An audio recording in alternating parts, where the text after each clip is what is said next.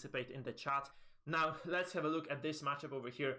Vortix versus Erik, Delhi. Delhi, it is gonna be Hill and Dale as the map pick for those players.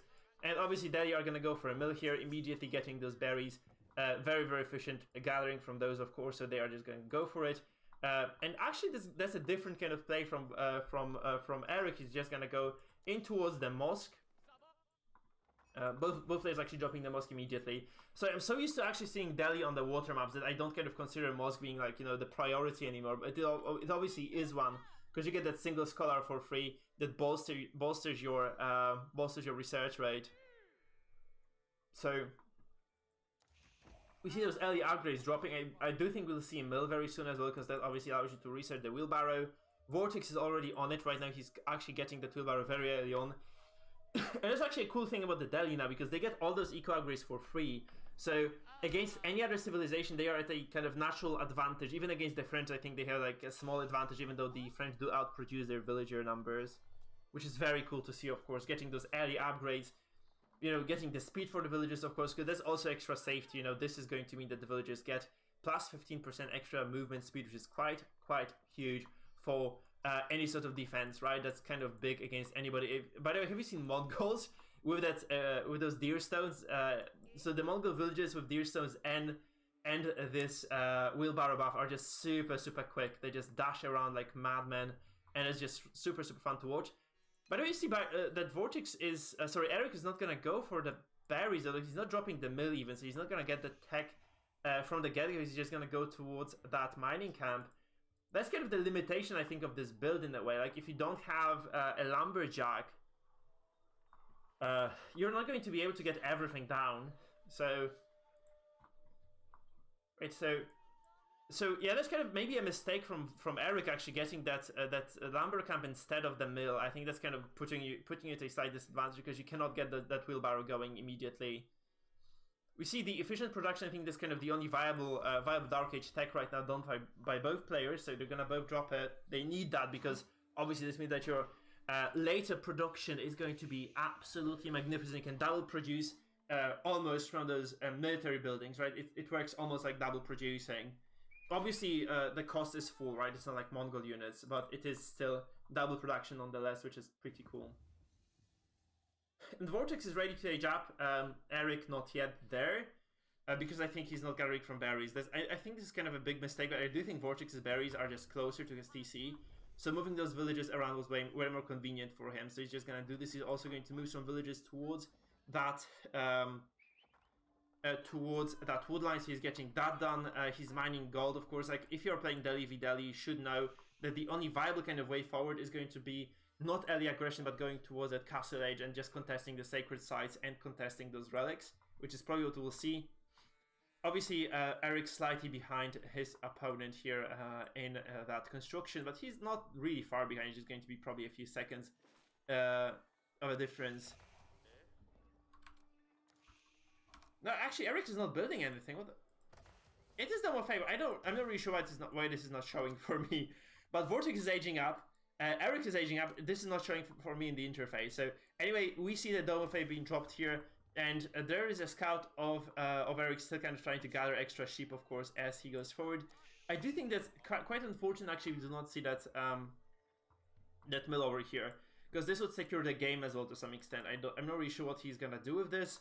But getting that wheelbarrow early is absolutely great. I think that's kind of good of a decision if you can make it. You see double mill, by the way, from Vortix, so he's probably going to go for professional scouts here on this map. That's kind of, I think that's a clear tell, right? Because then you can research both that, I think, horticulture, and you can get the professional scouts done at the same time, which is cool, of course. It gives you like a nice opening. Professional scouts for free are just amazing. So... that's a lot of tech also. That's kind of a nice investment for our Delhi player here in blue. On the other side, so we see two different approaches. We'll see how well they kind of pan out against each other. I think that's kind of interesting to see as well. So whether we see the double TC or no is going to be interesting. I'm not really sure, actually. They have not posted about Tower of Victory at all. So I'm not really sure about this. I think they might wait for the February patch to do this fix, because there was nothing in the notes about the Tower of Victory. So both players age up as well, so double faith on both sides. But I don't think that's kind of hard to contest this. I mean, Tower of Victory would be a nice kind of all-in feudal landmark, but was kind of providing it proper bonuses, I guess. So Vortix playing full macro here, getting those double mills, obviously getting the Pro Scouts and Horticulture, and dropping the Blacksmith #1 for that extra tech. That's very important for you to do this as soon as you can. Double Blacksmith, of course, allows you to essentially just have full upgrades for all your units in Castle Age, which both players should be aiming for. I guess that's what we'll see. You also see that actually Erik not too comfortable, I think, on Delhi, because he doesn't have those upgrades started. He hasn't started a single upgrade here. Whereas Vortix, I think he's researching everything he can. Yeah. So, I'm kind of surprised, but you can see like there are very few upgrades actually being done here. He has all the possibilities in the world to upgrade those little bits and pieces. He just doesn't do this, so he falters quite hard. And the Vortix just kind of ahead on the play, I believe, right? He's getting a lot of things done. Erik, no mills. I'm not really sure what Erik is doing at this point, to be honest. He's getting some stables and archery ranges, but he's not gonna contest much, is he?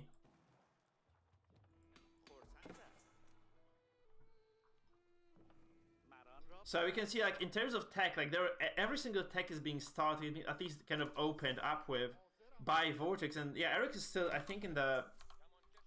He has nothing. He has the military upgrades. He doesn't have the eco upgrades going. He doesn't have the mill still. It is very late for a mill to be built even in this game for Delhi. And I think you'd really love to see the mill. I'm not really sure why he's getting all the wood for. I guess he might be just going for something. He might not even want the mill. I guess that's the reason. He's just going to go for something aggressive here in this game. So instead of opening up the economy, he's just going to go for some aggressive maneuver. I'm not really sure I like it, because I've seen like these maneuvers fall flat a lot of times. Like, they were just usually very short-lived attacks, because obviously Delhi are... in Delhi versus Delhi, you can produce a lot of units at home with those scholars. So if you get like double archery range, just for the defensive purposes, right? You can definitely just kind of deflect most of the attacks. Now, I'm not really sure Vortix knows about this, so that's the problem. Is that Vortix probably doesn't know there is like a rather large army being amassed here by his opponent. Erik is kind of setting up here to get something down on the map. You can see he's just going to try to move across the map very soon, I guess, just kind of trying to put on some pressure. He does only have a single blacksmith, by the way. He's going to be like a full archer commitment with those horsemen just backing them up as well. I guess that's going to be the play here. Did I see horsemen, actually? I think I did. No, Erik only has the scouts. I was wrong. Vortix only has scouts as well. So, but Vortix has a sufficient number of archers right now, I think, to actually contest anything he wishes to. So, Vortix's professional scouts does complete. He's also gonna start that extra gathering rate for the survival techniques, it's called, right? For those workers who are working on the game hunts, and he's gonna try to contest this kind of middle point.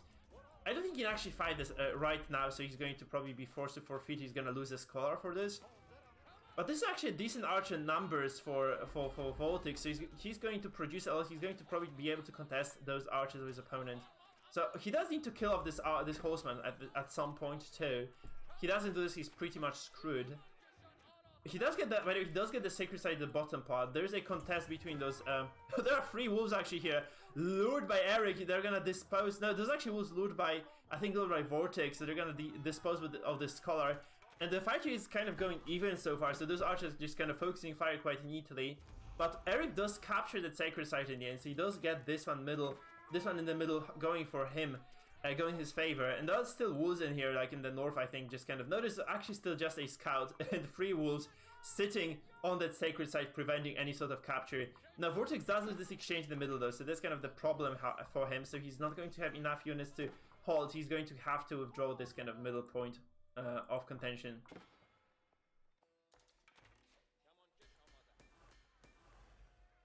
So, by the way, Vortix, at the back of this play, has been able to go up to castle almost. He's kind of getting the resources to go up to castle. Erik, not really there yet. He's actually quite far. I think he's super committed to this play, so he's not going to have enough for a while to go up to castle. And Vortix is almost there. Vortix needs like 200 gold more. He's just going to be golden here in this game. He's going to have like a full advantage. I think Vortix just wins this, guys. Because it was a huge commitment from Erik. It still is a huge commitment from Erik. And he's just not getting anything done right now. At all. And obviously those rules very annoying here, just kind of preventing the capture. And there are archers from Vortix moving up, so they will intercept that monk as he goes towards that capture point. Yeah, it's just a dead scholar here for Erik. He loses that one as well. That was kind of a nice opening for him getting that. He's gonna get decapped in the bottom part of the map, though. He's gonna lose that. He's also gonna, I think Vortix doesn't pay attention. He's gonna lose all those archers. I think just a few starter steps away. Sorry, a few starter steps away from losing every single unit in this kind of pack of archers. And yeah, Erik is just gonna pounce you, getting 2 archer skills for 0 or for 1 actually. Good trade overall because Vortix is working with lower numbers, but Vortix is also aging up, I think, in the back of it. He's gonna go for that House of Learning, so he's gonna have a very nice advantage here right now. And once those men-at-arms pop out, he's gonna have that that advantage of men-at-arms being produced here, and it's going to be very difficult to push against that, I think. It's gonna be very difficult to just kind of defend this. And we see like a large archer number here, just kind of going up this hill. And I think this is kind of the only moment in time where he still can get some advantages from this. He needs to do something here. He needs to kind of either thin out the villager numbers. He still needs to kind of find some sort of opening. Nice fight here that will essentially reduce the number of units on the side of Vortix so that he can keep fighting into the castle age with him. Because obviously, like, once this, I think he's just gonna go for like an elephant or two. Like, a single elephant can win against everything that Vortix has. I mean, Erik has right now on the map. And Erik knows he is. Hey Kuba, nice to see you back. Yo. So Erik is actually in a position now where he is really forced to do a lot. If he doesn't accomplish much with this push, he's just gonna be completely dead. You can see like those first men-at-arms actually, because those are garrison barracks. You can see double men-at-arms actually almost popping here. For Erik, so Erik just needs to kind of, sorry, Vortix just needs to accumulate units, I think. That's the problem. If Vortix doesn't accumulate units, he might still lose this, but if he just gets a nice mass of men-at-arms and archers, I think he's just gonna be fine. Absolutely, those men-at-arms should be able to clean this up once massed, but if he bleeds them out like this, one by one... Yeah, also villagers are getting contested, so Erik is doing quite a nice job with this feudal age push. Absolutely, so, and he has the sacred sites, and it's a Delhi versus Delhi matchup. Wait, what? That's really bizarre. Okay. Sorry, I'm just catching up. Yeah, I know. So essentially, like, this middle sacred site has been captured. This one, I think Vortix managed to lure like 3 or 4 wolves here to this one, so it was completely inaccessible for either of the sides. And this one in the bottom was decapped by Erik. So Erik is actually fighting for his dearest life right now, I think, because the 2 different builds that we saw, like, Erik was essentially just going towards the kind of full aggression in feudal, whereas Vortix was going for fast castle, but he was also getting mills and getting the research in the mills. You can see that Erik is just slowly catching up right now. He's behind in tech. He's actually kind of okay. I think he killed enough villagers to just validate his stay in the game. And he's gonna be able to age up and clean those men-at-arms once he gets ages crossbows, up. yeah. Gets crossbows, exactly. It is 4 villager difference. It's not small by any means. I think 4 villager difference at this point is quite nice. 10%. That's 10% economy. And keep in mind that Vortix didn't have that sacred site for such a long time. For as a long time as Erik has had his sacred site. So he's gonna lose that right now, but it was trickling that gold for quite a while. Yeah, I mean, and he's gonna lose that monk. Oh, not good, Erik. That's 75 gold. That's not that much. I mean, lots of monks died this game, but there are more villager casualties, so that's actually quite huge. Every single villager dies right now is going to throw this game into this array, and actually these are also visible, so you can actually go for those villagers if you wish it. There is no like, there's no enclosure here. If he actually just exits by the bottom, he might see these villagers gathering. That's gonna be massive. To just back away. He can see them with his scouts. Yeah, the scouts, of course. Like that's his view now. We see that he sees them, and Vortix needs to just run. I think he just needs to get out. There's also a scholar there. It's actually a very nice trade for Erik. So that's a really good trade. And this is 1-1. So if Vortix wins now, he's just gonna take over the series. He's just going to take Vortix out of the tournament in round of 32. Can you guys believe this? That's insanely nice play. Massive, yeah. The villager difference right now, it's... While yes, Vortix does have the sacred sites for now, the villager difference is, I think, at the point where actually... Look at how many villagers are dying still! I think Erik has more income right now. Yeah. Overall, especially with this idle time. Yeah, While look at this. yes, he's able to. 46 versus to 30 on 15 villager difference. This is like actually 33% difference right now. This is gonna get deeper and deeper. But I think Vortix is dead. He does have the sacred sites. That's 6 sacred sites that Vortex has right now. But those crossbows are just gonna be able to shred. I mean, those you can men decap this. Like you can. It's going to be very temporary. You can just move out and decap these right now. Exactly. And exactly. this villager difference is massive. Like you cannot understate how huge this is. Vortex has a bank right now. He can accumulate gold. And look at those idols. Look at those idols. Vortex actually misplaced the rally point of the town center. He didn't click on a tree. He clicked right next to a tree. So the villagers were basically idle. But look at how few there are. Where are the villagers of Vortex? Where are they? There's nothing. There's just none. And they are running. These are idling as well because they're running away. So the income is insane. I think the income pyramid is gonna be like favoring. Yeah, look at this. Is gonna favor Erik big time right now. There are some sneaky men at arms in his base, but I do think this is gonna be completely cleaned up. There are also villagers here. That's really strongly reminiscent of the previous game, where Vortex was just kind of thrown out. Like he was thrown off guard by those kind of continued assaults, and this is just what's happening. Like Erik is so good on the offensive. Exactly, and we're gonna see those sacred sites getting captured by Erik right now, at least being neutralized. Yeah, it's so it's actually a lot of kind of fresh blood coming in right now. It's kind of crazy to see. But I do think there is very little that can be done. A single tower roll elephant is not going to be enough, I think, to win against this army, because you have to say Erik is just amassing a huge force, and he can also make his own elephants if he wishes to. Like there is nothing stopping him. He has so much income. Yeah, I mean, I think Vortex rationalized producing that elephant because he had enough gold for it, and he had nothing to do. Yeah, look at this. Nothing else to do with that gold. Yeah. Those crossbows are. I think they are just kind of. This is not something that you can do as Vortex. You cannot throw away units, and I think he's gonna throw away all this army again. Like this knight is gonna kill off every single archer. Those crossbows can kite forever against those men at arms, and it's just kind of a huge force being deleted once again. So Vortex, by the way, losing all those seconds, he's gonna lose all those villages. This is GG. This is over. Oh, Vortex loses in round of 32, guys. This is like kind of a groundbreaking moment in the series. In the entire tournament, almost Vortex, who was usually like getting up all the way to the finals, he's dead. He's absolutely dead. There's nothing he can do to come back. I think losing this many villagers. Didn't realize. This is game. Didn't realize. I think he either didn't realize. Oh no, he realized right now. This is game. This is just over. This game. 24 villages to like 54. 50% difference in villager numbers. The army is just huge. The supply that's 100%. 100% difference. Yeah. And he has 2 sacred sites only. That's not insane. Enough Guys, this is madness. Yeah. Vortex is dead. This is the game where Vortex dies. This is where Vortex is eliminated. Mike, you remember when I said that you need crossbow mass to deal with the elephants? Crossbow men. You can see a clear example, right? Crossbow men, not crossbow men's. But yes, you need them. Oh, yeah, I said crossbow. Did I say crossbow? Yes. Oh my yes, God. You did. I wanted to say crossbows or crossbow men. Yes, that's easy to mix up. But yeah, he needed them to win it. They have such high base damage that can actually contest those tower elephants right now. You said like 10 was enough. He has like 13 here.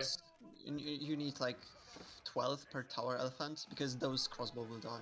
He has 10 now, and he's producing more units back at home. I mean, Vortex can maybe still. I know he can. How do you recover? Do you go like for a yellow TC number 2 or something? I think he has stone. You could just go like buy some extra. He has the wood. He can buy stone and maybe go yellow TC. I think the yellow version. I mean, he did a yellow, and those were elephants, right? That was his only saving grace at this point. So while yes, he did have. While he did have the sacred sites, it was okay to make those elephants. But right now, oh boy, I can't think of a way for him to come back to this game. Actually. How about relics? That big as a disadvantage. Yeah, Eric's is going wet one. The rest of them are still on the map, by the way. So I think there's a moment, there's the opening for Erik, since he has some control. You can just get the relics, just kind of at least match his opponent in terms of the number of kind of the gold income, right? That's kind of important because Erik is actually still, despite all this, Erik has like elephants against elephants. Yeah, Erik has a huge gold income right now because he's just mining it. I think Erik is just mining a massive. Oh, Vortix just realizes he's dead. He just says, "Okay, I'm not gonna fight this. Good game, Erik. You move on. I am dead." And yeah, Vortix is out. Vortix is dead in the tournament. Can you believe it? That's kind of the crazy timeline we're in right now. Vortix is just out. That's quite a surprise for me, because he's a really, really solid player. I have not seen Erik yet play in a tournament, so it's also kind of weird for me, but he did crush his previous opponent, and now crushing Vortix. Oh boy. Yeah, man, this is Hera versus the Muslim as well. There's Linux versus Veggie. Do you want to see like Hera versus Demu, one game at least of that? Let me refresh, please. Give me a second. I just wanna... That was amazing, man. Erik is a god. I think we want to follow Erik. Do we follow Erik, guys? Do you guys want to? Do you want us to follow Erik? That's the question right now. But for us to follow Erik, we'll have to wait because the Kyo versus Zerton has just started, and let's go